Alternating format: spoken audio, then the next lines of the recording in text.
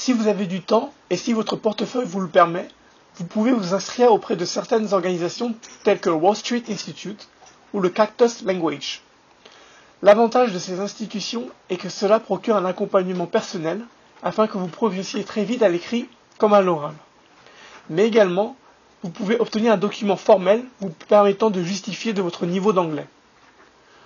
En revanche, si vous ne voulez pas vous inscrire auprès d'un organisme, j'ai des conseils qui pourront également vous aider à progresser en anglais.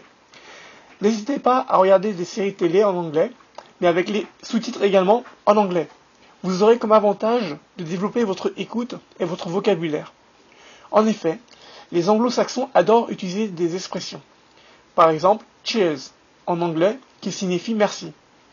Does it ring a bell, qui signifie est-ce que cela te rappelle quelque chose? Bien entendu, avoir près de soi un dictionnaire est très utile. Si vous n'en avez pas, je vous conseille un dictionnaire très complet que vous pouvez trouver en ligne qui s'intitule wordreference.com. Cependant, je suis d'accord avec vous, regarder une série et s'arrêter tous les 3 secondes n'est pas plaisant, mais dites-vous qu'en même temps, ici le but recherché n'est pas de vous divertir, mais d'apprendre une autre langue. Ensuite, essayez à partir des sous-titres de les lire à voix haute afin que vous puissiez prononcer les mots comme le fait l'acteur. N'hésitez pas également à écouter la radio anglaise. Pour ma part, j'écoute la radio bbc.co.uk.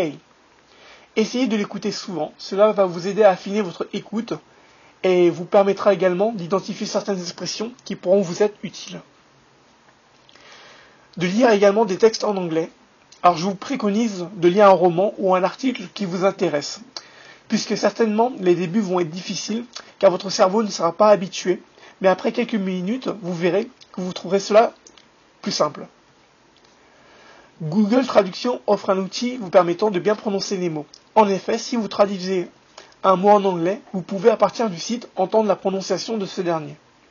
N'hésitez pas également à le répéter plusieurs fois.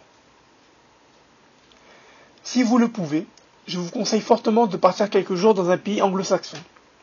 Selon moi, il n'y a rien de mieux pour approfondir notre langue. Car vous serez obligé de vous forcer à converser en anglais. Bien sûr, essayez de partir seul, sinon l'exercice ne sera pas très efficace, à moins que la personne qui vous accompagne se prête également à cet exercice. Si vous souhaitez évaluer votre anglais et rendre cette évaluation formelle, sachez que vous pouvez vous présenter à des centres d'examen qui peuvent vous délivrer une évaluation de votre niveau. Il en existe plusieurs, mais les plus connus sont le TOEFL ou le TOEIC. Cela peut donner une très bonne impression auprès d'un recruteur, mais je pense que le meilleur moyen de prouver votre niveau à ce moment-là est d'échanger avec lui en anglais. Merci.